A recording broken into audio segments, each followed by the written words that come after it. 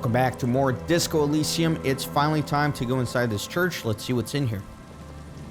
Heavy wooden doors, more than twice your height, stand shut in front of you. The rectangular sea-worn ornamentation appears in stark contrast to the padlock, carelessly drilled into the wood. Let me rattle the doors and see if they open. Nothing happens, only the sound of the padlock rattling against the door. I don't think that's going to work. High above, the wind wraps the church in its rush, cold and wet from the ocean bay. It parts around the massive keel-shaped roof, like a test tunnel washing both sides, the way it has done for 340 years. The wind keeps its distance. So should you. What is this feeling? There is a hole in my heart. The lieutenant looks at the padlock.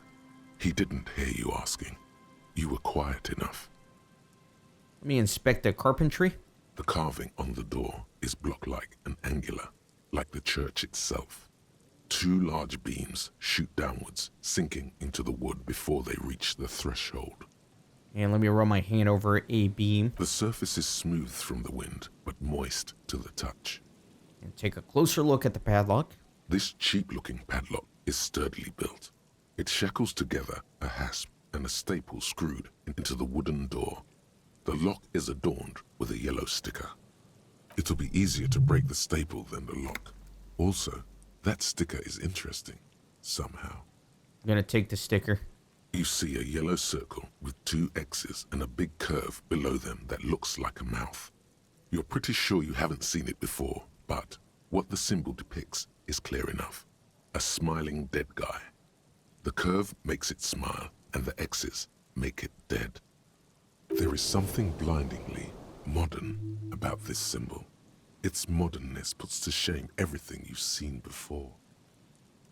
What makes it so modern? It's the contrast between the cheery, chemical yellow and the rigor mortis. As if the cheery guy didn't know he was dead, or the dead guy didn't care that he was. Either way, you get the sense the forces of future are at work here. Have you seen the symbol before? He takes off his glasses and uses a blue handkerchief to thoroughly wipe them clean before inspecting the sticker.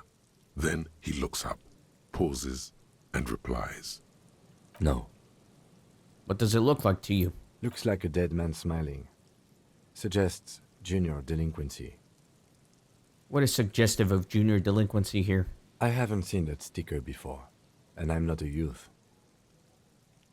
I agree, it's very modern. But does the cheery guy not know he's dead? Or does the dead guy not care that he is? What is the source of the irony here? That level of conceptual thinking is not part of my skill set.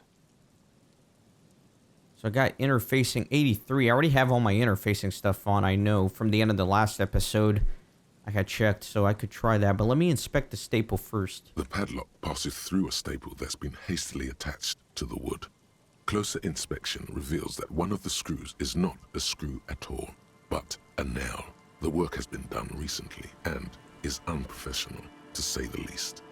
Should you want to get through, it might be easier to just pry the whole thing off.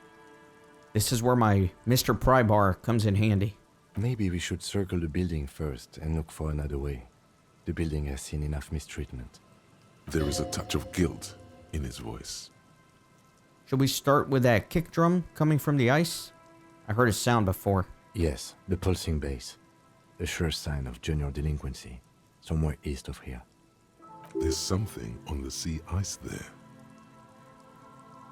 So let me try to peel the sticker off without ripping it. There's nothing like the sound of a sticker unpeeling. Now it's stuck to your thumb.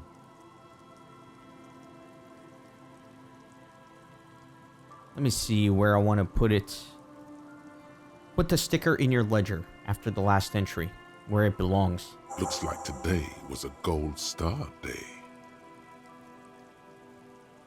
Okay, and this is going to be apply some official force to the padlock. So let me equip the crowbar here.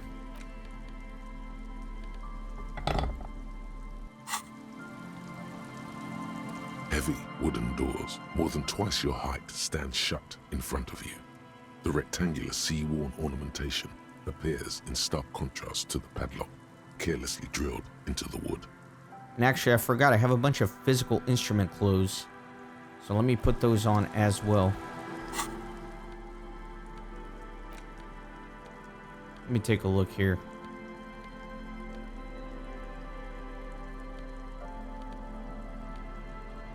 Endurance, composure. Yeah, I tried to clean up my inventory, but it's messy again. It kind of sucks. But I need all the physical instrument stuff.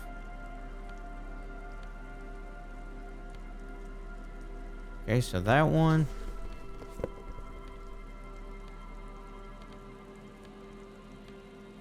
Yeah, I think we're good. So I put as much as I could here. I'm at a +2. And then I could drink some alcohol too. Heavy wooden doors, more than twice your height, stand shut in front of you. The rectangular sea-worn ornamentation. Oh, I'm just gonna go for it. It's repeating itself. Padlock, carelessly. A minute or so of mauling away at the lock has led to no success. The pry bar in your hand has given you 0 mechanical advantage. You could give me a hand, you know. I'm not as sturdy as you are. I have even less leverage. He doesn't even try to sound convincing. The doors remain unchanged, closed with a padlock. Dang it, so I'm gonna have to retry this at some point. But for now, let me put my conceptualization shirt back on. Good. And now, it's getting a little late. Again, I need to make it back to Clausier before 2300. So I think I'm gonna go over to my shack and call it a night so that Kim leaves me, because I have to talk with her alone, if you recall. I have to come back to that church. I was really excited to see what's in there. Yeah, let me go in my shack. I don't think I've been in here yet. The door has seen better days. The layer of paint has started to peel off due to the salt and wind from the sea. Even the lock looks slightly rusted. So let me unlock the shack door with the key. I'll be sleeping in my room in the whirling. We'll meet in front of the shack in the morning. Sounds good. Okay. Quite cozy, quite cozy. The floorboards creak under your step. The intricate heat engine hums quietly, giving out pleasant warmth. Old science fiction magazines, books about birdwatching, an almanac for 39. A brisk coastal wind still howls against the window of the shack. Occasionally, the waves crawl in under the foundation, producing a low hum. Let me listen. The room feels muffled, like you pulled your hat over your ears. Outside, it is cold and windy, but you're inside, and it feels safe and warm. What is this place to you? Let me see what it is. Looks like this is my new home.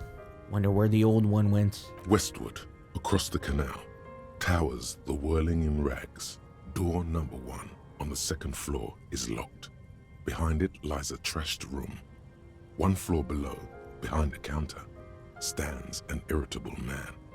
In a small shack in the fishing village, a baroque heater hums quietly, emanating a sense of comforting warmth. A wash basin lies on the table, the water inside reflecting the somber face of the world. Far away, on the corner of Perdition and Main, a nondescript building, obscured in a haze. It's vacant and lost, just like its tenant. Thank you, Strange Sensation, for a fair assessment of the current situation. Outside, the howl of the wind has picked up. The waves crash against the stilts again. It's as if you think the thought, but in someone else's voice. Look under the floorboards. How do I look under the floorboards? You see the waves, the sea, a church? An old mirror hangs on the wall. You see the reflection of your face in it, such as it is, without the expression. It's just hairy. Let the mirror be for now. Ooh, that's nice. Korojev jacket. Looks nice.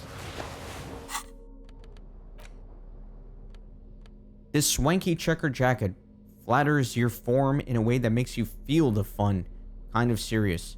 It has a really nice roomy pocket too. So I would lose conceptualization. Let me put that on. Sometimes if you put it on, I think that if there's anything in the pockets, it'll tell you. But I need to keep stacking conceptualization so I keep getting those 10 experience points every time. On the table, you see a bowl of water, a rough soap, and next to it, a small hand mirror. A straight razor soaks inside the wash basin. Is shaving the right call? The water reflects back a vague image of your face. Nose bulbous and red, hair unkempt, wrinkles lining the eyes and forehead. The stash is gigantic. You'll be looking like a pansy without the chops. A fucking pansy. I mean, the completionist in me really wants to do this, but the player in me does not want to shave the guy. I'm gonna sit on this for now. I can always come back to it. Let me leave.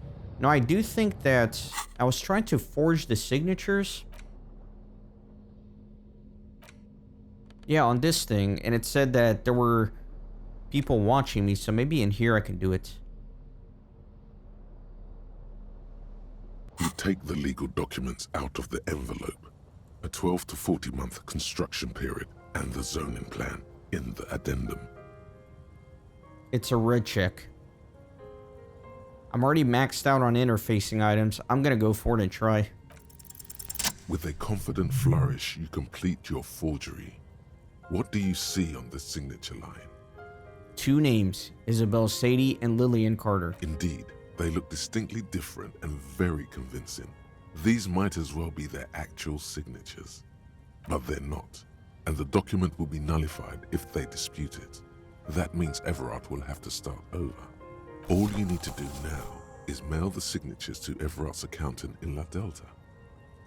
There was Nice. a mail delivery box in the plaza, near the corner of the bookstore. Okay, let me put the documents back in the envelope.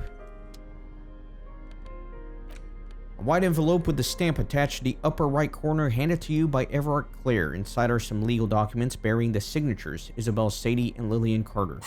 Okay, very good. So now I don't have to be a scumbag to the people in the village. Okay, so let me get out of here and let me go talk with Classier, and I think I can swift travel. Yeah, right there. Go to the inn. And now that I'm alone, I can ask her what happened Sunday night.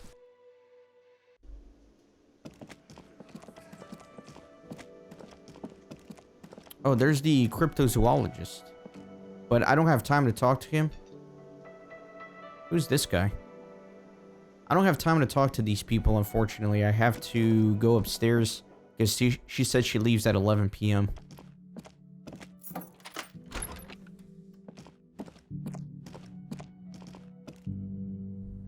I'll come talk to them right after.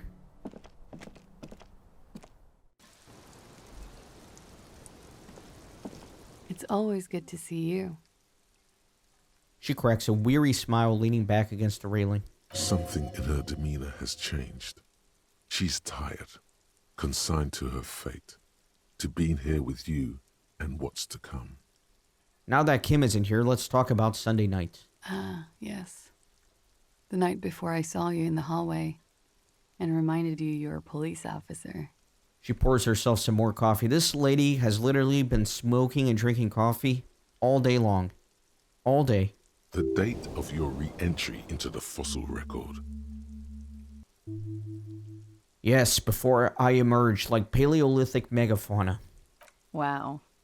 That's some creation myth stuff right there. It's one of the first things I remember doing in Elysium. Wow. Elysium. You don't hear that term often. She's a glib girl, but she liked the wording. Did you hear something? Sunday night from my room? There was the usual ruckus. Loud disco music. Did I have any visitors? I can't say. Probably not. Sounded like you were flying solo. You mentioned loud disco music? Oh, yes. Various artists. Ostentatious orchestrations prime among them. She arches her eyebrow, waiting for you to connect. Oh, that? Yeah. Whoa. The less said about OO, the better. Were huge where I come from. I was very young then, of course, like 7. Life gets hard, but we go on. Then, doesn't life get hard because we go on? It mostly just gets hard, doesn't it? It would appear so. At around 2 o'clock, the disco stopped and there was a change of pace. What happened? A slow, sad song started playing, like organ music on repeat. That went on for quite a while. Some of that time you were yelling along to it. What was I singing? That it doesn't matter anymore and that we're alone now. It was difficult to tell. The song itself was very quiet and soft, but you sounded like a wounded boar, sir. It was hard to understand what you were singing on top of it. When you say wounded, do you mean that in a cool way? Like a wild beast? Yes, it was very cool. It's impossible to say whether she's being sarcastic or really means it. Then what happened? Then you started screaming and trashed the place. Are you sure I wasn't being assaulted? No, it didn't sound like there was a fight. It sounded like someone was trashing their room. She takes a sip of her coffee and smiles. A window was smashed. The tape player, probably. The song stopped. And furniture, too. A real destructathon. There was screaming. Then I think you passed out. It prides me to hear this. Tell me there was more. There was. I think you screamed that you didn't want to be this type of animal anymore. I may have misheard, but it was sort of memorable. I went out afterwards. Everything was quiet by then. Around 4 or 5. And that was it. I'm gonna say nothing. She feeds herself another cigarette. Okay, so there you go. The Hardy Boys told us what really happened. I understand. You sent us on a runaround. I know. For what it's worth, I'm sorry. For all of this, for wasting your time. She looks down for a moment, hiding her eyes behind her bangs. This is good. Clear the air first, between you two. Then move on to questions. No, it's not good. It's the opposite of that. This will let her dictate the terms of your... Shush, I can't hear what she's saying. Let the miss speak. She's tall and thin and tired. A twig trying so hard not to break. Why did you waste my time then? Because of the Hardys. I couldn't just dispense with them. They were only trying to help me. Out of the shit I'd gotten into. She looks at her feet. Is she implying the Hardy Boys are the law? That's not a good enough reason. You're right. There's more. More? You answer to the coalition government, and by extension, the moral intern. She reaches for a new cigarette. Briefly glancing over her shoulder to the sea, as she's done time and time again. A grand expanse of water reaches over the bay and to the horizon, wine dark in the evening light. What lies beyond it? The Pearl, the Muindi Isola, the Occident, and then Oranje, the old, old world. Is that why you're looking over your shoulder? You're afraid of the moral intern? You share a database with them. You send people to their courts. Is this part of why Oranje is a bad memory for you? I have people after me. And they have friends in the moral intern. Some are moral intern. If I show up in your records, officer, they will find me. They will. What happens if they find you? They will kill me, officer. If you file my name, take me in for questioning, enter me into the moral intern mill, well, then I'm fucked. For nothing. This murder didn't have anything to do with me. Fucked. People after her. Moral intern people. This isn't Orani's lit. Here we go. For once, You seem to have her off guard. Actually, this murder did have a little to do with her. What did you do to have these people after you? It's not nice, but it's not illegal. Not here in Ravishol, or even in Oranje. What exactly did you do? Industrial espionage. I joined a business collective with the intention of betraying them. I did my job well enough to be asked to do it again. With a bigger company. The kind you really, really don't fuck with. I took their ledgers, 2 decades worth of accounting. Who did you do this to, and on whose behalf? The job was Leeuwarden County Savings Bank. They sound small, but they're part of the Leeuwarden conglomerate. That was the second job. The first was some printer company. You wouldn't know them. As to who hired me for the job, I don't know. But they're after me too, along with Leeuwarden and their friends in the MI. Once you're done in the competitive intelligence circuit, you don't have allies. You're radioactive. Laws cap. These people engineer financial disasters in second world countries. The conglomerate also includes the Bank of Consecration, Airberg, and the popular Papalolo line of dairy products. Serves them right. When I am king, the savings bank will be first against the wall. This was not a joke. Real people lost their jobs. Not just in the C-suite either. Good people. What I did to get to accounting. She shakes her head at the thought. A lot of people got hurt. But that's just more of my shit you shouldn't have to deal with. You're solving a murder. You said you studied Oranese Lit. What is with this fugitive stuff? I did. I also had a side job selling insurance that I was really good at. Got picked up by a bank. Competitive intelligence, they called it.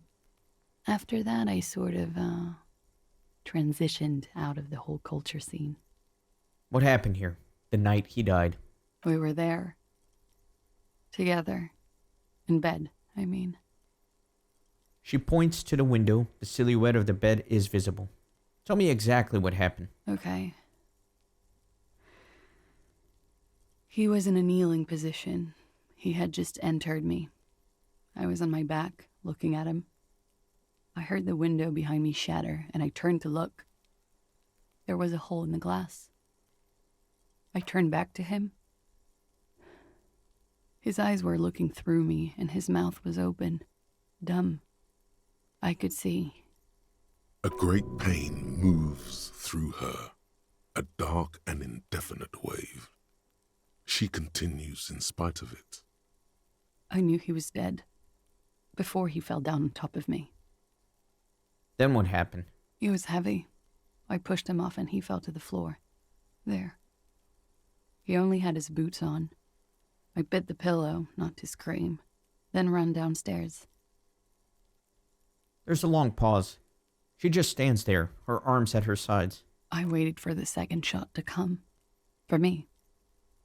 I thought there would be one. It never came. She's forgotten about her cigarette. The butt has burned right down to her fingernails. Your cigarette, miss. Oh, That's a motherfucker. yeah. It was a real motherfucker. She immediately lights another one. What time was this? 11:30 to 12:15. I don't know the exact time. Around midnight. Were you inebriated? Not as much as usual. He'd done a line, plus other things. I was drinking. Wait. Titus said she was gurning her jaw off, much more than usual. Titus said you looked pretty high. Oh, yeah. I did one of his lines, just to clear my head. She tilts her head. Good thinking. Clear your head. You should clear your head. Get into his mindset. Did you hear or see the shooter at any point? No, What did you do then? nothing. I was trapped. I was stuck in my room downstairs. I got some clothes on and crawled back up, drew the blinds. Blood was coming from his mouth. Not a lot, just a little. He was still on the floor, slouched. I couldn't be there with him anymore, so I ran down and out of my room, into the hallway, down the stairs. I knew there would be people there. When it happened, did you hear a gunshot? When he was shot? I may have. I don't know. I couldn't hear anything over the glass exploding. The gunshot wasn't that loud. This is something to keep in mind when assessing the distance of the shot. What happened after you ran downstairs? Sylvie was tending the bar. A lot of people were there. The Hardys were at the table in front of the stage. I think the Union box was full. Ruby was there too. They were having such a good time. I sat down and they all welcomed me. I didn't even have to say anything. Ruby knew something was wrong. Ruby? Before we continue, who is Ruby? Ruby. You know, the leader. Leader of what? The Hardy Boys. She says as if it's self-evident. I thought Hardy was the leader of the Hardy Boys. Well, nominally, yes. Ruby's the one they go to when things happen, like things they need taken care of. She's the organizer. This Ruby, in her phrasing, is entrusted with great power. She trusts her. So do the others. Would you say she is the 8th Hardy Boy? Why not? Okay, let's go on. What then? Well, Ruby said let's talk upstairs. I showed her the room. I've known these people since December. They know my situation, that I can't leave a paper trail. Ruby was the first one I told. She said she'd take care of this. It's what she does, you know, take care of things. I helped her get the body to the bathroom. We used a belt to pull him up under the shower, to keep him upright. They tampered with the body to disguise the cause of death. You were tampering with the body. Yes. Ruby said the blood in him would look like a hanging. This is concurrent with your doubts at the autopsy about the coloring being. I knew it. The coloring in his lower limbs looked faint. She's silent, just looks at her cigarette. Then, what did you do? Ruby went outside to talk to Titus and the boys. I was just looking at Lely in the bathroom. I had to put his clothes back on. His armor, too. It was tough, but I've seen him take it off and put it on many times. I'm a little worried because, again, she says she leaves at 2300, but I wonder if that's still the case if you're in the middle of a conversation with her. Will she say, I have to go or something? I don't know. It took Ruby maybe half an hour to come back with Titus. I'd gotten him ready by then. They carried him out. I knew what they were going to do. Make it look like a hanging. Ruby said they would. What did you do while they were hanging him? Ruby said to wait here. She also said I wouldn't see her for a while. That we should lay low or something. So I did. This Ruby, where is this Ruby now? I don't know. I haven't seen her since. Interesting. Why did this Ruby go through so much trouble to hide something someone else did? Look into this later. What are you doing? Coming up with a theory. She said Ruby knew something was wrong before she said anything. How come? It was loud downstairs. She couldn't have heard the shot. It is ominous. You already coming up with theories that put the blame on someone other than Clausia. Did you kill Lily? What? Why would I put myself through this? Insanity. Get myself cornered like this. She gathers the last vestiges of her strength. There's a silence. He wouldn't have died if it weren't for me. I know that. But I would never hurt him. The wind picks up. All kinds of crazy things happen when drugs are involved. Sweet, sweet drugs. I guess to answer my question, if you're in the middle of a conversation, you can finish it. It could have been a desire murder. Maybe an act of jealousy. He was a serviceman. He must have had a gun lying around, close to her hand. A military weapon using jacketed ammunition. Now you guys suddenly have theories pouring out, when they're obviously just stabs in the dark. Drugs were an integral part of your relationship. Perhaps they contributed to its end? What does that mean? You know what I mean. Do drugs make you aggressive? No. People don't take drugs to kill each other. They take them to feel okay with each other. I thought Ravishal would be more enlightened about this, especially since you've taken them yourself. Me and my drugs are none of your business. I'm sorry. I withdraw what I said. I didn't mean to judge anyone. It's okay if you did it in self-defense. I did not kill him to defend myself from rape. I told you before. That wasn't what happened. True, sire. 'Tis true. He must have had a weapon nearby. Did you use that? No. I specifically asked him not to carry firearms when he was with me. He only had his stupid armor. The bullet in his head, it was jacketed, military grade. Who else here has a military rifle? I don't know. His friends have rifles. Maybe those psychos did it. Coalition military have rifles. I'm not a munitions expert, and I did not shoot him. She might have been a tad disingenuous when she avoided talking about the bullet in his head before. Look who's waking up from 1,000 years of sleep. You've lied to me about this bullet before when I said he was shot. You said you were confused. I've said I'm sorry. What more do you want me to say? I did my best not to lie. It didn't always work. Desires drive people loco. She simply shakes her head. Downstairs, people have this crazy idea that you killed him. I'm sad to hear that. They must have said it in some fit of frustration or under pressure. They couldn't have meant it. I've talked to them after it happened. No one has implicated me. Okay, I'd like you to answer some other questions, Miss. Like what? Could the people after you have killed him? That's the first thing that went through my head when I heard the glass break. And? I thought they'd found me. They've killed him to punish me. All last week, I've tried not to talk to anyone or be seen with anyone.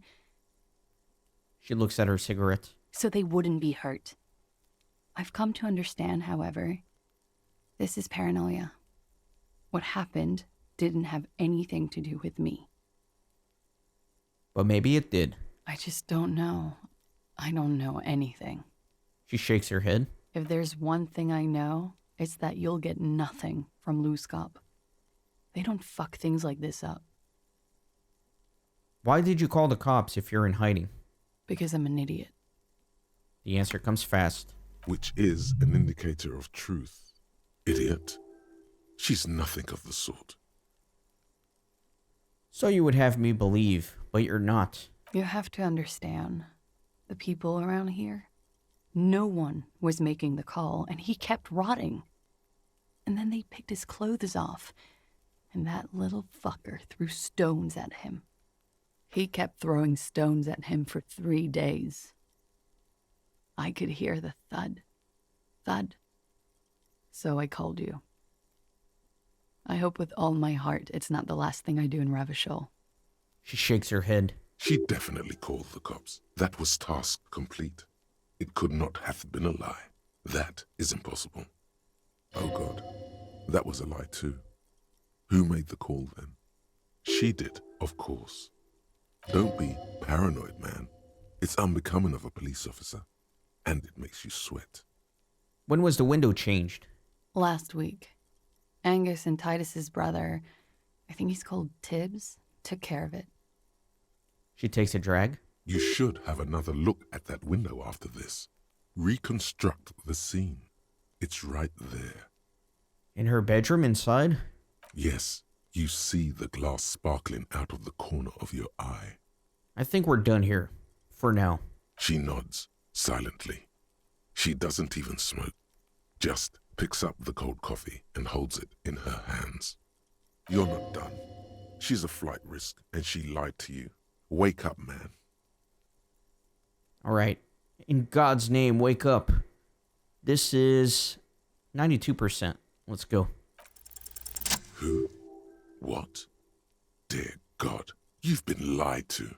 She could have killed her lover and lied to everyone. She's not candid at all. She's smoke and mirrors and will-o'-wisps. She probably didn't give you her real name either. Why would she? Arrest her immediately before she further entangles you in her web of lies. Take it easy. Don't overcompensate with this course correction. Ask questions first. Yes, start at the top. Choose at the bottom. It's how we've always done it. No rush. That's exactly how I've done it. See? Devil woman. What? Her nails tap on the steel railing nervously, the sound of cold metal ringing under the wind. You know, I think you didn't make that call to the station. I did. What is this? I called your desk or whatever it is. The numbers are all over town. Call 8102 for emergencies. She takes a step forward. There was an older woman on the other end. It sounded like she was smoking. She took my complaint. She coughed. That is the emergencies desk number. Anyone could know that, sire, by looking around and calling the desk. I don't believe a single word she says. Anyone could know the number, and that someone coughed. It means nothing. I can give you the time, too. It was late. After midnight. 12:20. I know I have not been 100% truthful with you, but I am now. She sounds like a 6th grader, apologizing. Your real name isn't Claude Amandu. You wouldn't give me your real name if you're on the run. Okay. Her voice cracks suddenly, like there's a garrote around her neck. Okay, what? Okay, it's not. I knew it. You log your work every week. It's all transmitted to Common, sir. I couldn't just beg you not to enter my name. So I lied. Like I lied before. Like I did at LCSB. I have to lie all the time. I'm so tired of it. She looks at her hands. Her fingernails are chipped white. Was the passport bullshit too? That passport you keep hidden? No. It's submerged in a plastic buoy on the coast, in the reeds. It just doesn't say Claudia Amandu. It says Anouk Mea Smith. It's fake too? A fake passport and visa, given to me by my employer. I can't even use them. My employer probably leaked the name to hurt me. Why? I didn't show up to a rendezvous. They don't take that lightly. I didn't show up because I was afraid they'd do something to me. The job was finished. I'm just a liability now. She fears an arrest right here and now.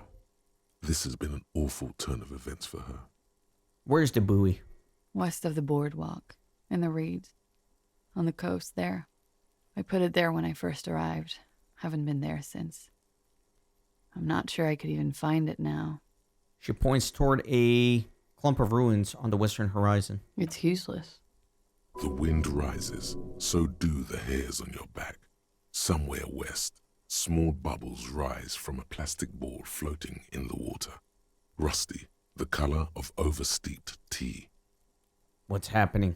Long, spindly arms are spinning the buoy around, turning it, inspecting it like a magic 8-ball, trying to find a way to snap it open. Nothing is useless. West of the boardwalk, in the reeds. I need to check this buoy out. You're welcome to it. It's in the reeds northwest of here, past the Bergen sewage pipe, right near the waterline. Tell me your real name. It's Katarzyna Lazie. The smile on her face is timid, almost painfully so. It's a Grad name, Jimsk or Yugo-Grad in origin, not Occidental at all. Smells of motor oil, tiger, economic desolation, and rock music-infused alcoholism. It also makes Claudia almost an allochronym for Katarzyna Alazia. Wait, Clausier is an abbreviation for Katarzyna Alazie. It was a sentimental thing. I wanted to be more me here, this time. So I used my nickname. A nickname? Who gave you this nickname, Claudia? Who gave it to you? A teenage boy. 1,000,000 years ago. Hold on. Katarzyna Alazie is not an Oranese name, is it? It's not even Mundi. It's Grad. My parents were Zhimsk immigrants, but I'm nationalized Oranese. All I remember is Oranje. Alazie is my father's name. I'll just call you Miss Orange Disco Dancer. You can call me whatever you want. She smiles, too tired to laugh. You're probably not even Miss Orange 37, are you? I am. They can never take my sash and my scepter from me. Her smile quivers. Yes, they can, for lying. Enough. She nods, her back straight, ready for whatever is next. What if I told you you're under arrest, Miss Orion Disco Dancer? You almost say the words, then stop. The lieutenant is off somewhere, 28 kilometers from here. Probably reading the manual for incarceration. The one he knows how to use. Come back and say this with Kim here. You can't handle it without him. Let's change the subject for the time being. She slowly lights another cigarette and steadies her breath, as if in the presence of some tiger. You are. This is not the end of this. Let's get back to those lies you told. Lies? It's unclear what she intended to say. Yes, we demand she be punished for deceiving us. We demand her anxiety. We demand her fear. Let's change the subject for the time being. She slowly lights another cigarette and steadies her breath, as if in the presence of some tiger. Let's return to this later. Very interesting indeed. So now, I don't know, I need to threaten her with arrest, but I need Kim here, but I'm not going to be able to do that because Kim's already asleep, and she's going to leave, I'm assuming as soon as I walk through the door because it's past 11. But let me inspect this window again. This window is pristine on the inside, unlike the one next to it. Light from the desk lamp reflects off the glass in an untarnished golden halo. Let me see if I can get a little bit more visual calculus bonus. All my blue stuff should be up here. So yeah, I can do these glasses. That was actually a +2 bonus because this one was giving me -1 and now this one's giving me +1. So that's good. Okay, that's all my blue stuff, I think. Now I need to reorganize, but that's fine. That's enough. This window is pristine on the inside. What happened here? Unlike the one next to it. Golden light melts away into the blue, glassy darkness of your mind. In it are two neon-lit shapes, a man and a woman on the single bed. A two-hearted spider. What position are they in? Like the witness said, the man is kneeling, the woman is on her back. It's the night of March 4th and a shot has just been fired. The man looks directly at the woman. The shot's possible directions converge in his mouth, a ray cast from somewhere outside, entering his brain. Where does it come from? From the roof outside, location A prime.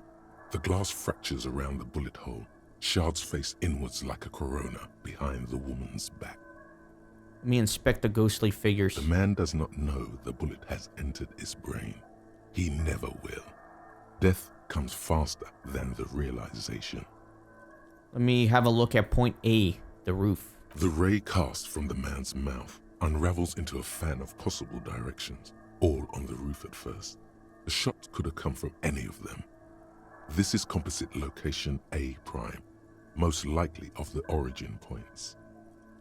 Shouldn't there be a gun residue outside? There could have been. Then the rain and slush and wind washed it away. This was more than a week ago. So I'm what, 80% sure the roof is where the shot was made from? 72%, with an antique weapon that fires military-grade ammunition.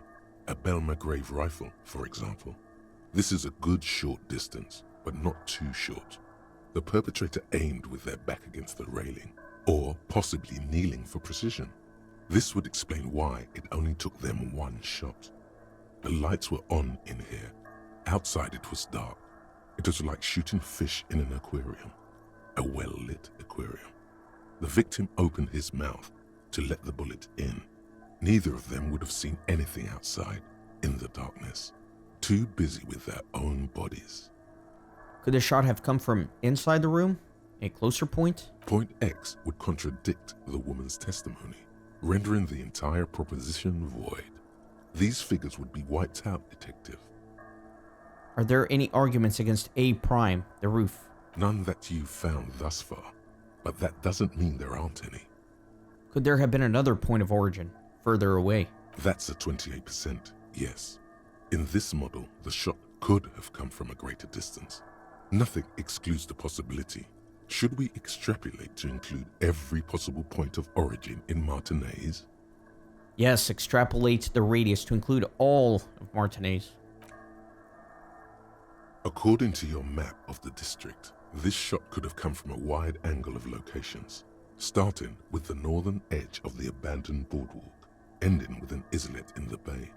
Let's call them B prime. More precisely? B prime for boardwalk, B double prime for Land's End, and B triple prime for the islet, Detective. There may be smaller points in between, but those are too fine to zoom in on. Let's have a look at point B prime, the boardwalk. 700 meters away. The likeliest of these B positions, 20% chance. A skilled sniper could have made the shot, provided he had a safe sniper's nest. Even with the light on inside, we're talking military training. At that distance, the perpetrator would have had to take wind direction into account. Let's look at point B double prime, Land's End. 1.2 kilometers away. The least likely of these positions. Let's say 3%. A truly skilled sniper could have done it, possibly from a tent. No, too far-fetched. And let's have a look at point B triple prime, the islet. 1 kilometer away. A point beyond the docks, on an islet in the bay. The fort is ruined, but the perpetrator may have found a stable spot on the beaches surrounding it, where the concrete crumbles into the sea, as you saw in the coin-operated viewer. The shot would have been a small miracle, 5% likelihood. There is an extremely narrow field of view from the bay to the window, between Rue de Saint-Ghislain 10 and 33A. The angle would have been extreme, and access to the islets is questionable. So the shot could have come from somewhere further out than the roof. It is possible that it came from B prime, the boardwalk, B double prime, Land's End, or B triple prime, the islet. You can't know for sure until you investigate those locations. The lieutenant would probably agree that, in this situation, it's best to be thorough. You blink. Okay. Very interesting. So this investigation is taking a turn. Just when you think you've kind of solved something, it opens up more mysteries, and I'm really enjoying that about this game. Because I'm having fun, and I don't want it to end. Let me go downstairs.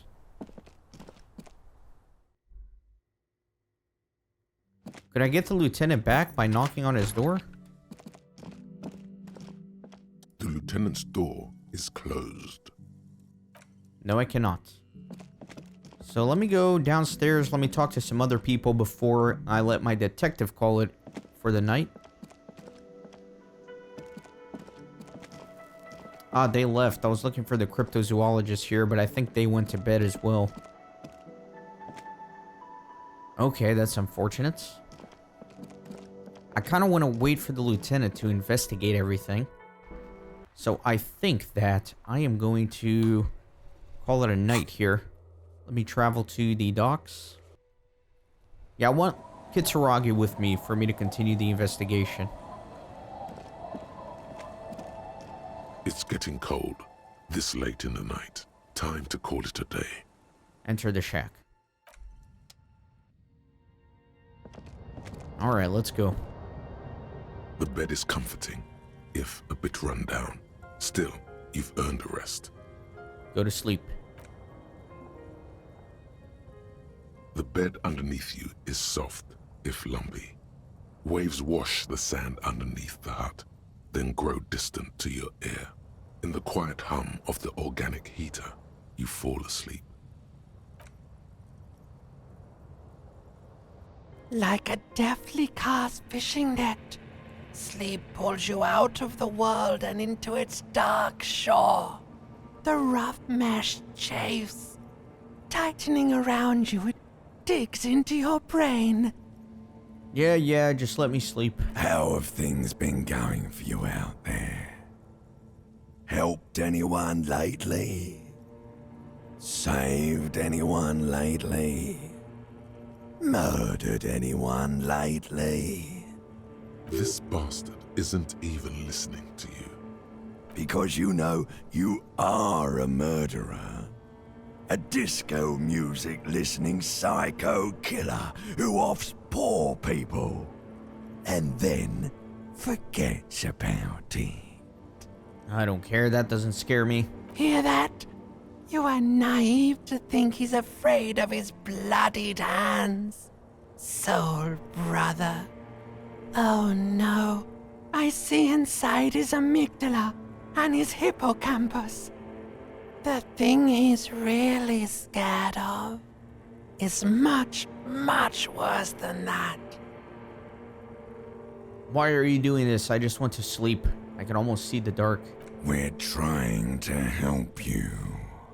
All these processes, these tortures, voices and tremors are all just distractions, flares and countermeasures to keep you from the last dream.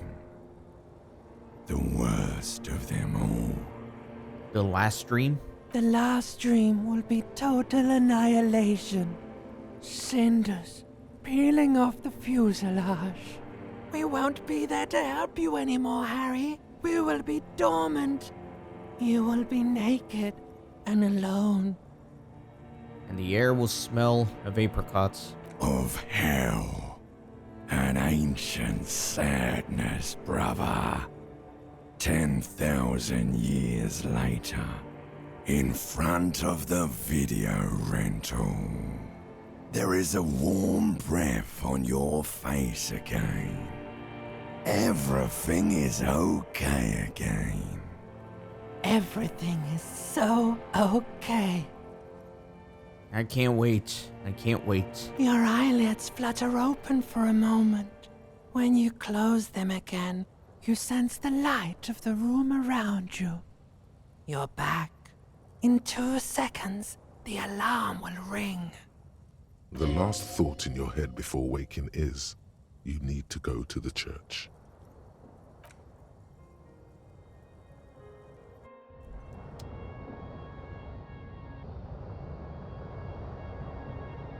Very good. So we are awake.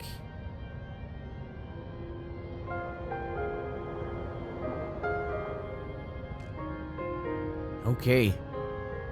I want to have a productive day. I think there is a lot to accomplish, a lot to do, and we're going to get started with that in the next episode. As always, please leave a like on the video if you're enjoying the series. I'm having a lot of fun with the game, and it looks like there's a lot more content ahead. So that's going to be exciting. See you guys next time.